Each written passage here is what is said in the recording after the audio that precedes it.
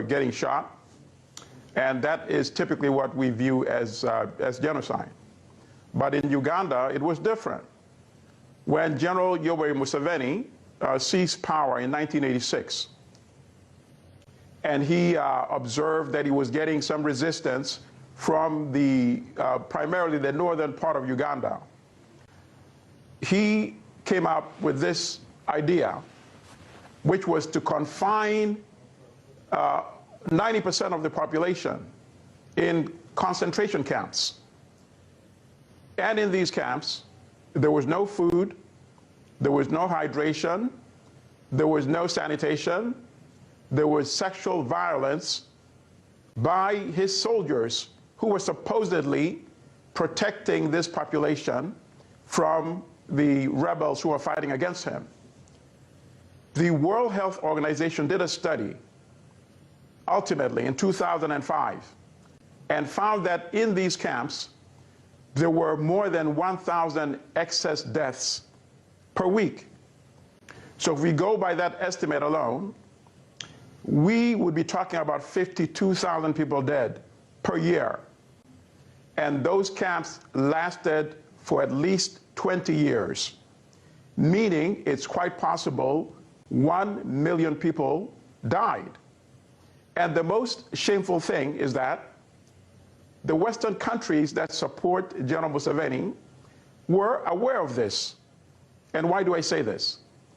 Because John Egeland, who at the time was the Secretary of the United Nations Under-Secretary General for Humanitarian Affairs, went to Uganda and he observed this, and he called this the world's worst neglected crisis. And he wrote about it.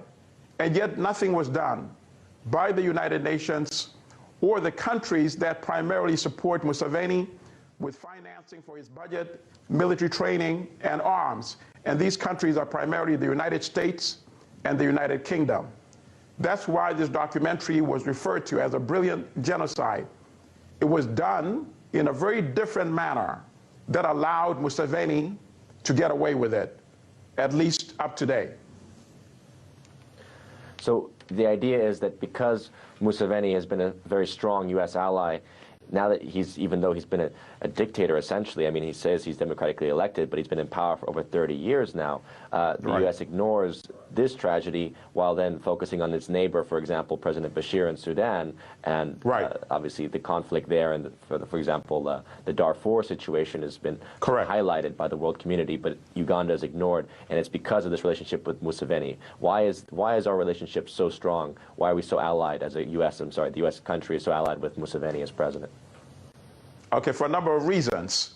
One reason is that he has positioned himself as the U.S. ally in the war against Islamic quote-unquote terrorism. And primarily, as we see, Somalia is in a very chaotic position, very anarchic. And what Museveni did was that he volunteered Ugandan soldiers to police Somalia, to fight against al-Shabaab. And he stationed 10,000 Ugandan troops in Somalia. So the United States obviously would prefer to have Ugandan soldiers die in Somalia instead of American troops. So for that reason, he gets a blank check.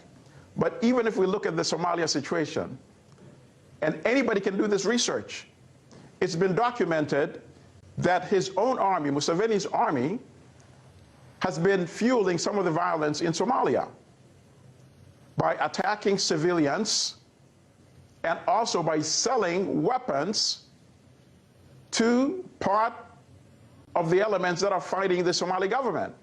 So in other words, Museveni used this Somali conflict as sort of a way to blackmail the United States, because he's threatening several times to withdraw Ugandan troops from Somalia anytime the United States raises the issues of human rights. That's the first part. Then the second part is that Uganda has intervened militarily many times in the Democratic Republic of the Congo. And as a result of the Ugandan invasions into the Congo, there's been a continuous conflict in the Congo that's resulted in the deaths of more than 6 million people. But even though these atrocities are occurring in the Congo, there's some Western countries that have been mining resources from the Eastern Congo. So Museveni, even despite the death of millions of people in the Congo, is still being protected, even in the Congo, because there's some Western companies, including American companies and Canadian companies, that are benefiting from the resources of the Congo. And in the Congo, it's well known also because in 2005, the International Court of Justice ruled against Uganda and found Uganda liable for massacres in the Congo and plunder of resources, and ordered Uganda to pay Congo $10 billion. Not a dime has been paid. This story was widely ignored by most international media. And then the second thing that happened is this. The Congo referred the same alleged crimes to the International Criminal Court. And according to an article in the Wall Street Journal on June 8, 2006, it's a front page story, General Museveni himself contacted then UN Secretary General Kofi Annan and asked him to block that investigation. Now, I don't know what happened, but it seems to me that investigation was indeed blocked. Because if the ICC had gone by the same set of facts used by the International Court of Justice that found Uganda liable, Museveni might have been indicted. So it's very cynical when you hear Western media talk about Bashir being indicted and being wanted by the ICC, when in fact, one of the Western countries must have played a role in blocking the ICC's own investigation of the atrocities committed by the Ugandan military in the Congo. Absolutely, and you mentioned the prospect for resources, obviously such a major factor in the West's relationship to Africa, going back to the 19th century, obviously the colonial desire for resources, controlling resources. Right. What is it in Uganda? Is it oil in the north? Is that one of the major resources that the United States is after in its relationship with Museveni? That is also the new factor. 5, 6, 7 years ago, Uganda discovered significant oil finds in the northern part of Uganda and in the western part of Uganda, and going into southern Sudan as well.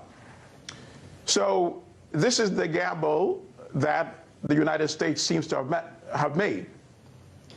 They would rather deal with General Museveni and give him a blank check for any atrocities in Uganda than deal with a democratically elected government in Uganda that would actually probably have to get parliamentary approval for a lot of these activities, at least in terms of deploying troops. Parliament would have to play a role in it, but right now, as it is, it's a decision that's made by one individual, and that's Yoweri Museveni. Whether it's deploying troops in Somalia, or deploying troops in the Democratic Republic of the Congo, or deploying troops in southern Sudan, where Ugandan troops are now, in fact, playing a very large role in the turmoil that's going on in southern Sudan, because Museveni favors President Salva Kiir against the former Vice President Riek Machar. Salva Kiir does not have an army of his own, so he relies on Uganda's military. And Museveni is not comfortable with Riek Machar being a part of the government in southern Sudan. So this one individual who's been in power going into 31 years now that's been the cause of much destruction, much bloodshed, not only in Uganda, but in the Democratic Republic of the Congo, in South Sudan, and in Rwanda as well. Because let's remember, before the massacres of 1994 in Rwanda, there had been ongoing war for 4 years. After Uganda allowed elements of its army to invade from Uganda. It invaded October 1, 1990. So there was a war going on for 4 years until the presidential plane was shot down, as I mentioned earlier, and that sparked the genocide. So if you look at it directly, Uganda was in fact responsible for what ultimately resulted in the genocide in Rwanda as well. This unchecked militarism and the blank check from the United States and Great Britain has been very costly to the people of East and Central Africa. Powerful, powerful stuff. Oof. All right, everybody, that is our show for you today. Remember, everyone, in this world, we are not told that we are loved enough. So I tell you.